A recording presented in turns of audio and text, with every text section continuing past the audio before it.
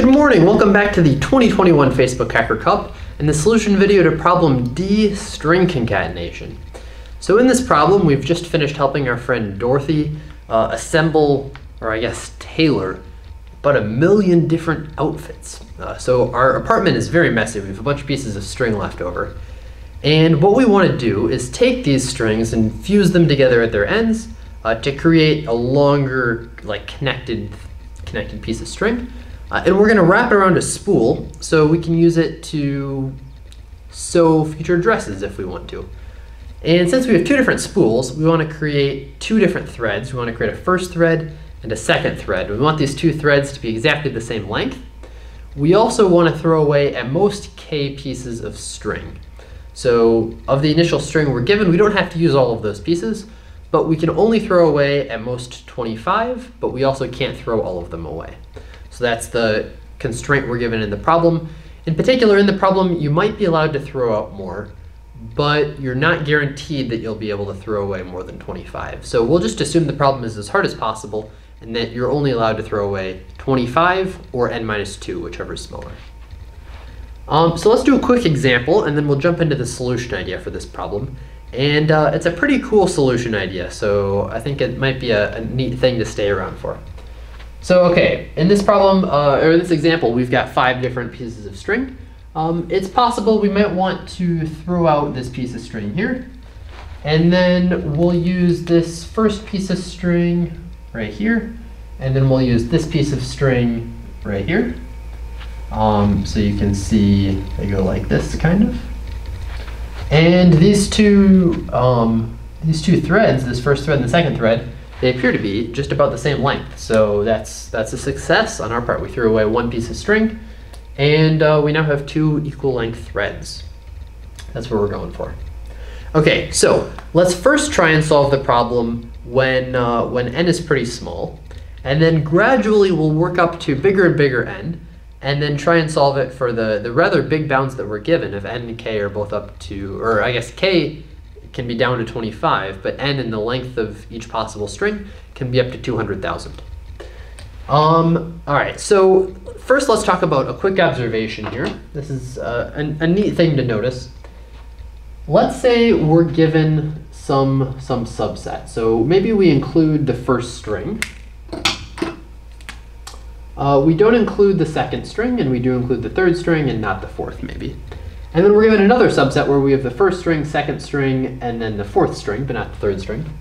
If both of these subsets have the same sum, maybe they both have the sum of 15, then we can't actually use these two subsets to create our first and second thread, because both of these share the first string.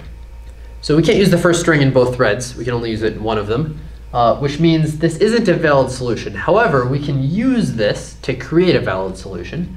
In particular, both of these contain the first string. So we can just get rid of the first string from both of them, and now their sum will stay the same. So if it was 15, now it'll be 15 minus x, where x is whatever the length of the first string was. So this is a possible way of simplifying the problem, as long as we don't have to worry about the k constraint, right? As long as we have plenty of things to throw away, we can come up with a solution that uses any 2 different subsets that have the same sum, and we can create 2 disjoint subsets that have the same sum. So that's what we're looking for.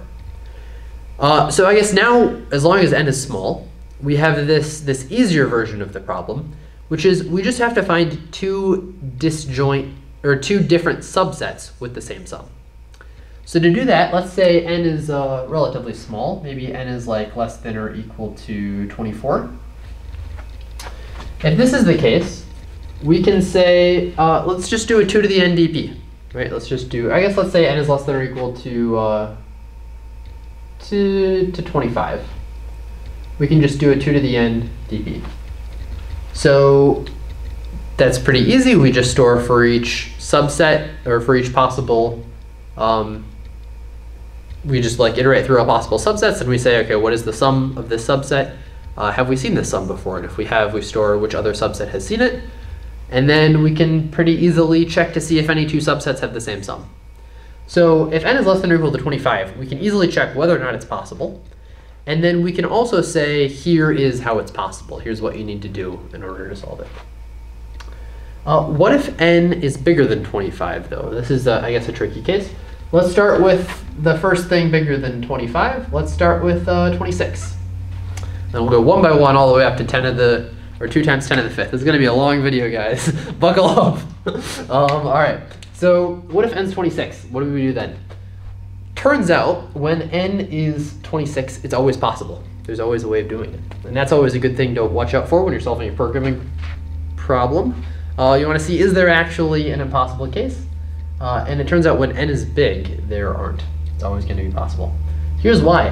When n is 26, how many subsets do we have? Well, we have 2 to the n different subsets. We can either include each string or not include each string in some given thread, which is equal to 2 to the 26. So you do this on a calculator, and it winds up being, well, what, 64 million? Maybe fact check me there, but I'm pretty sure it's pretty big, about 64 million. Now, how big can the sum of a given subset be? Well, each number can be up to 26, right? Or each number can be up to 2 times 10 to the 5th, right? And there are 26 of them. So this is going to be 26 times 2 times 10 to the 5th, which is, I don't know, it's less than what, 3 million? Or it's less than 6 million. Yeah. So we'll just say 6 million. So the important part here is that we have more subsets than we have sums. By the pigeonhole principle, that tells us there's definitely going to be some sum that has multiple subsets. In fact, there's not just going to be one sum that has multiple subsets, there are going to be millions of sums that have multiple subsets. There are millions of cases in which 2 different subsets have the same sum. They might all coincidentally have a sum of like the same thing, but we're definitely going to have lots of different pairs where these 2 pairs share the same sum. So that means anytime n is 26, we'll be able to find 2 different subsets that have the same sum, so we can remove the things they both share, and we can find a solution. This is very helpful, because that means anytime n is 26, we can find a solution, and we can also find a solution, as we'll soon see, for anything where n is bigger than 26, because it'll follow the same property. So we can, anytime where it's impossible, we can check all of the cases. Anytime where it might be impossible, and any other time we know the answer is possible. We just have to figure out how we want to do it. Awesome. Okay. So let's move up this thing. I guess we won't just do 27 here. We'll go a little bit faster. But the important part is, let's say like n is up to maybe 100. Well, we still know n is pretty small. And we have a solution that if n is 26, we can definitely find some way of doing it in order to do the 26. So what we can do is just say, okay, let's look at the first 26 things. We'll find 2 threads in these first 26 things that have the same total length. Then we can use these 2 threads, we can put them aside. So now we have fewer than 26 things, at most 24 of them. And then we'll add 2 more things from our group of 100. Again, find some pair of 2 threads that have the same sum, put those aside, and then we'll continue building these threads, which will be the same length, up until we've used all 100 of these things. So yeah, we repeatedly just call this the same solution from earlier, right here. And then we can build up this solution for anything bigger. Now, this might be a little slow, and depending on how you implement this, maybe it's slow, maybe it's fast enough.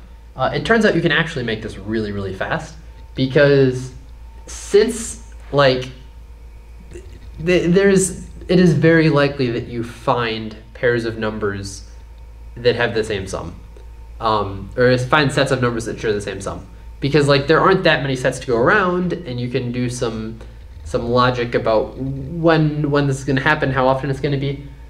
So it turns out this is actually a legit solution that you can surprisingly use all the way up to the max bound with some optimizations, especially on the Hacker Cup time limits, where they're very generous time limits. But we'll continue going down a more legit solution path that is far less hand wavy in just a moment here. But yeah, we use this solution based on this earlier one. Okay, so now we can solve the problem up to n equals 100. The runtime here is about, it's roughly 2 to the 26 times the number of times we do this, which will be 75 divided by some constant, where the c is the number of things we remove each step. In practice, this is about 10. So in practice, it's about 2 to the 26 times 7 over 10. But this 2 to the 26 is actually also much smaller than that. Yeah, so this is like, it's probably closer to about 2 to the 10. And then this is about c over 10. So yeah, it's actually much faster than it looks.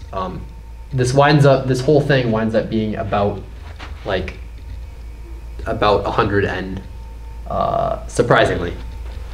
But yeah, that's one possible solution. Okay, so now this works for n up to 100. What if n is bigger? Well, let's next solve it up to n to like 2000, right? So what if n is less than or equal to 2000? That's another plausible bound. Now we can use kind of a completely different solution. So if n is big, let's say it's bigger than 100 to be safe. That means there are going to be lots and lots of solutions. Like there are lots of ways of doing it, because we've got like 2 to the 100 possible substrings. Each of the substrings have length up to like, I don't know, 2 times 10 to the 8, right? So there are a lot more substrings than there are ways of doing it. So we're gonna have lots of possibilities. We just need to find some way of doing it. So let's like come up with a random bit string. We'll randomly choose for each string whether we want to include it or not. And maybe it's like 0, 1, 1, 0, 0, 0, 1, 0, 1, 1 or something. We have this bit string. About half the bits are ones, half of them are zeros. If we just randomly do this, this will give us some sum.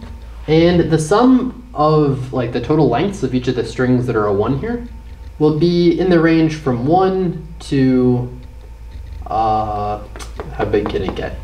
So you can have up to, let's say up to 2,000 things. Each thing can be 2 times 10 to the 5th. So up to 4 times 10 to the 8th. So you're picking a random number in this range. Now, I guess let's say n is only up to 1,000 for simplicity here. So then this is just 2 times 10 to the 8.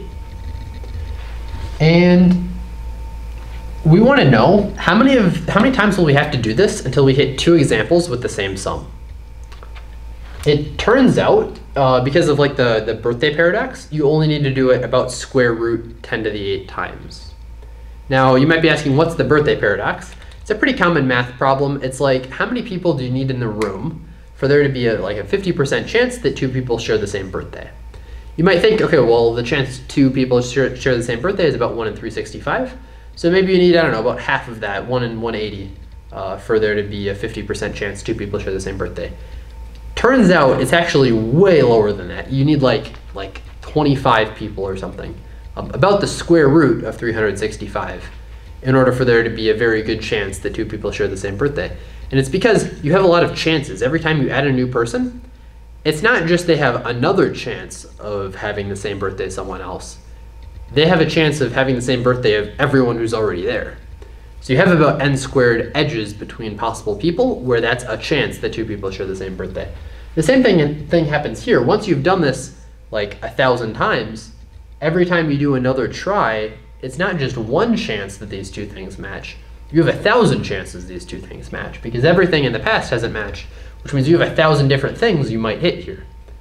So yeah, the expected number of tries for random bit strings you need until you find 2 that match are about 1, or about square root of 2 times 10 to the 8.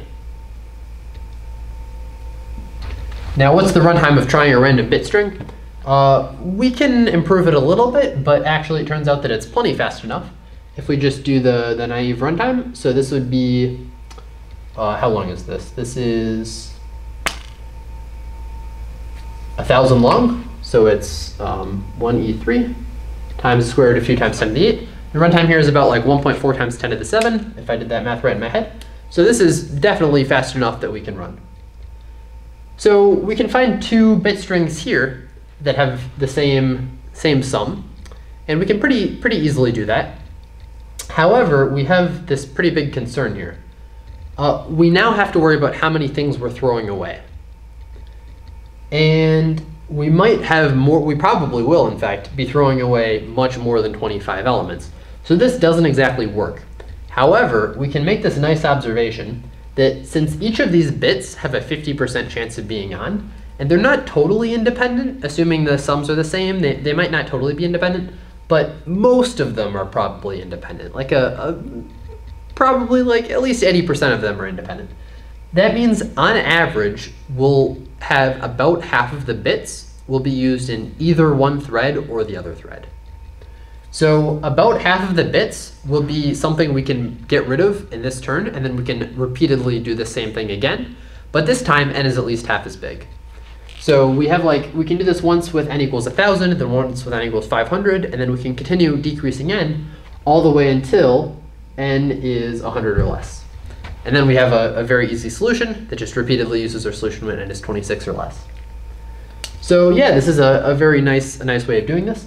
We don't actually have a log factor in our runtime because the runtime is dominated when n is big. So every time we do this step, n gets half as big, which means the runtime is just like this times 2 rather than this times log n. So yeah, this part runs in about like 1.4 times 10 to the 7. This part ends up being really fast, even though that looks like a big number. It ends up not being very big. So all of this part so far all runs very fast. Now this doesn't quite solve the problem because, well, we can't just do this. We can do this if we do some other optimizations to this, although proving that it will run fast enough is very difficult. So I'll talk about a legit solution here. How can we get n down to 1,000 from when it starts out as 2 times 10 to the 5th? And we can do one more solution here for n up to 2 times 10 to the 5th. So okay, what do we do for this? The first thing we can notice is that if we ever have 2 strings the same length, right, if we have 2 3s, we can get rid of those 3s and put them back at the end. That's a really easy pair we can find, so we don't have to worry about that. So now we can assume all of our strings have a unique length. Every string is different. Okay, next what we'll look for is pairs of strings where the first pair has the same sum as the second pair. So we want to find like an A, B, C, and D, where A plus B equals C plus D. If we know A and B are different, we know C and D are different, and you can do this by hand, but it turns out that like if A is equal to C, that means B will be equal to D. That's the only time that's the case, assuming there are no duplicates, right? If B and C can be equal but different elements, then you might run into problems. But since we've already removed duplicates, this is pretty easy. So we just want to find something like this. When we do this, we can put A and B in one thread and C and D in the other. So the question is, how do we quickly find these pairs, for instance? And we can do this in just a minute, but let me explain why we want to do this. If we know we've removed all of these pairs, that means any pair of elements will have a unique sum that no other pair shares. Okay, that's important. So if every pair of elements has a unique sum, that means you can have at most square root 2 times 10 to the 6th, or square root 4 times 10 to the 5th possible pairs. So there aren't that many possible pairs you can have. You'd have like, I don't know, 1,000, under 1,000, 700, which will take us very conveniently to this bound. So we can use this solution to get to this solution, use this solution to get to 100, and then use this solution to get all the way down to 0. So how do we do this in some efficient way? Basically what we want to be doing is like, we want to find all of these pairs, but then remove pairs when we have duplicates. And we want to do it in a pretty fast runtime. Okay, so what does this look like? Well, we have a bunch of strings. I'll draw each string as like a circle here. And then I'll talk about how we can compare these in an efficient way. So one thing you might try is, well, let's just like look at all pairs, and then if we find a pair that matches, we can remove both of those pairs and then handle them at the end. The way I would usually implement this is to do like a double for loop. The first for loop would go from 1 to n. The second for loop would go from 1 to n inside of it. Here's the problem with that. What you might end up doing is you might create a bunch of these pairs like this, and so on. And then later on, you might end up removing, maybe you find something that matches this pair here. So you remove this node and this node. The problem with this is that you removed just 2 nodes, but you spent order n time looking at this node. You spent a whole bunch of time worrying about this node, and now you just got rid of it. So you just wasted all that hard work. And you used up all of this hard work all on this node, and now the node's gone. So now, after you remove this node, like sure, the answer's a little bit easier, right? You remove that and this. But now, basically, you have like a fully empty array. So this is pretty clearly going to be an n-squared algorithm if we're not a little bit smarter about it. And it turns out there's a very easy way of handling this. We can just, instead of doing a for loop like that, we can do one for loop where the outer for loop is like the difference between the two, and the inner for loop is the starting pair. So first we can look at all adjacent elements, and then we can look at all things that differ by 2, and then all things that differ by 3, and so on. And it turns out that will be much better. So why is that? If we end up removing something, we know that all of the degrees of the existing nodes are basically the same, right? So they're either the same or they differ by like 1. So an element that we remove, we know its degree isn't going to be that big, because we know at any point the total number of existing edges here will be at most 2 times 10 to the 5th, or at most 4 times 10 to the 5th, because we can't ever have more than 4 times 10 to the 5th different pairs that we're considering. And then anytime we remove one of these things, we remove at most 1 over n of those edges if we have n things here. So the total number of edges we remove, well, first it's going to be 1 over n.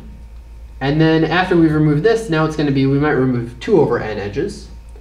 And then plus 3 over n, all the way up to, or sorry, I guess this is the inverse. So the total sum here of all of the edges, that might be n. And then initially we remove n over n, because it's evenly split across all things, plus n over n minus 1, plus and so on, all the way up to plus n over 1. And this sum is very famously harmonic. So it turns out the total number of edges that we'll end up removing is n log n-ish. It's order n log n times a constant. Cool. So yeah, that's actually very convenient, and that'll solve the problem for us in n log n. So what we can do is each time we do this, we consider the pairs in this order. So the reason we're doing this order is so that the edges stay equally balanced between nodes. Where we have an edge if it's like a pair that we've considered, and also none of the other currently alive pairs have the same sum. Anytime we see 2 pairs with the same sum, we delete both pairs as long as all nodes connected to either pair, so all 4 nodes. And then we put those in the 2 threads, which we'll use at the end. And we continue doing this, and after we're done with this part, we'll have at most like 1,000 nodes left. Then when we have these 1,000 nodes, we can use birthday paradox stuff to repeatedly have the number of nodes. And this will definitely work as long as n is really big. Once n gets smaller, we aren't guaranteed that every choice is independent. So we might not be able to find this as easily, right? The math becomes sketchy when n is small. So now n starts to get small, and then we can repeatedly just use this 26 case in order to solve the problem when n is small. And if n is given to us less than 26, then it might be impossible, maybe, who knows? So then we'll just brute force all possible solutions there. All right, hopefully you enjoyed this solution. It was kind of like 1, 2, 3, 4 different solutions in one, 4 or 5 different problems in one. And you didn't actually need to use all of these to solve it, but I thought this is a very nice way of explaining it. Cool, so we'll have another solution in C++ that you can take a look at on the official contest page, and hopefully you enjoyed the problem. If you'd like to upsolve, you can always do that. The data is available after the contest as well. And yeah, hopefully you enjoyed. Have a great day, and I'll see you in round 3 if you qualified. Otherwise, if you won a shirt, congratulations.